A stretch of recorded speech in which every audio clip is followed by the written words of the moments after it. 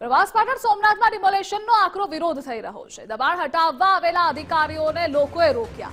સ્થાનિક શ્રમજીવીઓએ રસ્તા પર બેસી વિરોધ નોંધાવ્યો। વિમલ ચુડાસમા સહિત 10 લોકોની પોલીસે અટકાયત કરી। પોલીસ બંદોબસ્ત વચ્ચે દબાણ હટાવવાની કામગીરી શરૂ। SP, DYSP, PI, PSI, SRP સહિત 200 થી વધુ પોલીસ કર્મીઓ હાજર। અગાઉ નોટિસ આપવા છતાં વિરોધ કરતા અટકાયત કરાઈ।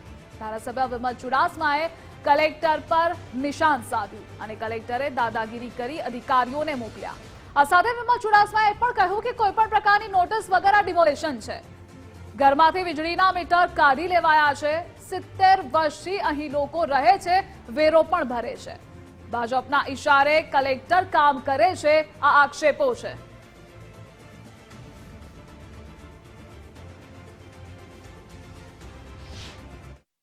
અંદાજિત 80 ને ઉપર લોકો રહી છે, જે 60-70 વર્ષથી રહી છે અને 60-70 વર્ષથી એમની પાસે એ જે નગરપાલિકાને વેરો ભરે છે, લાઇટ બિલ ભરે છે, કૂપનમાં એમના નામ છે અને છતાં પણ કલેક્ટર ગીર સોમનાથના કલેક્ટર દિગ્વિજય જાડેજા દ્વારા દાદાગીરી કરી અને એમના તંત્રને મોકલવામાં આવ્યું અને દાદાગીરી કરીને 3 દિવસ પહેલા આના ઘરોમાંથી તમામ મીટરો કઢાવી લેવામાં આવ્યા અને મીટરો તો કાઢી લેવામાં આવેલા અને દાદાગીરી કરી અને આજે સવારે એમને ડેમોલેશન કરવા મોકલેલા અને ડેમોલેશન કરવા મોકલે ત્યારે પ્રજા છે બહાર આવી ગઈ છે અને ખોટી રીતે કોઈ નોટિસ નહીં કે કોઈ કાયદો નેવે મૂકી અને કામ કરતા હોય છે। બાબા સાહેબનું બંધારણનું આ લોકોએ પરમ દિવસે નીચલી કોર્ટમાં પિટિશન દાખલ કરી છે અને પિટિશનના આધાર ઉપર કાલે કોર્ટે નોટિસ પણ ઇસ્યુ કરી છે।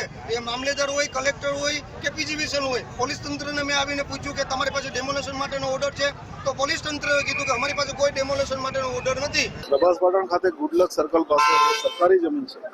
જમીન ખાલી કરવા માટે અગાઉથી નોટિસ પણ આપવામાં આવેલી। તમામ કાયદાકીય પ્રક્રિયા પૂરી કર્યા પછી આજે ડિમોલેશન માટેની કામગીરી કરવાની હતી અને એમાં સવારથી જ સમગ્ર તંત્ર અને પોલીસ બંદોબસ્તમાં હતા।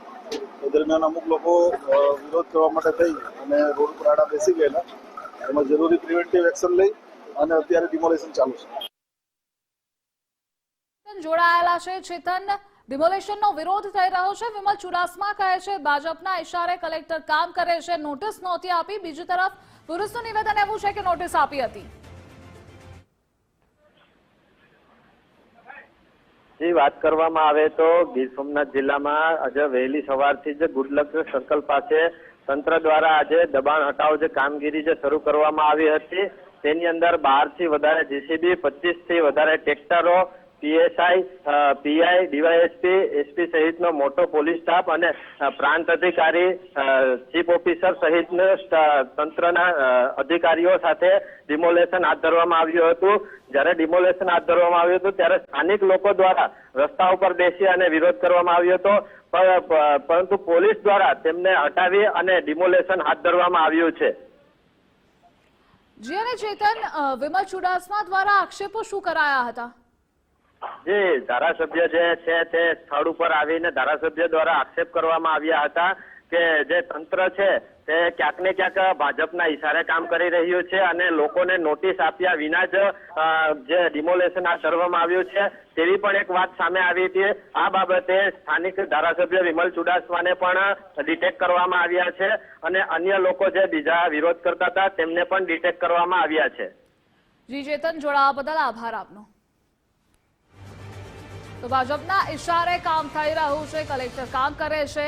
પ્રવાસ પાટણ સોમનાથમાં ડિમોલેશનનો આકરો વિરોધ થઈ રહ્યો છે। અલગ અલગ 3 દ્રશ્યો ટીવી સ્ક્રીન પર આપ જોઈ રહ્યા છો કે જ્યાં વિરોધ પ્રદર્શન કરવામાં આવી રહ્યું છે તો સ્થાનિક શ્રમજીવીઓએ રસ્તા પર બેસી વિરોધ નોંધાવ્યો હતો, તો બીજી તરફ મનપાની ટીમ સહિત પોલીસ કાફલો પણ અહીં પહોંચ્યો હતો। ડિમોલેશન માટે 10 લોકોની અટકાયત કરવામાં આવી છે, તો પોલીસ બંદોબસ્ત વચ્ચે દબાણ હટાવવાની કામગીરી શરૂ કરવામાં આવી છે। SP, DYSP, PI, PSI, SRP સહિત 200 થી વધુ પોલીસ કર્મીઓ હાજર પણ।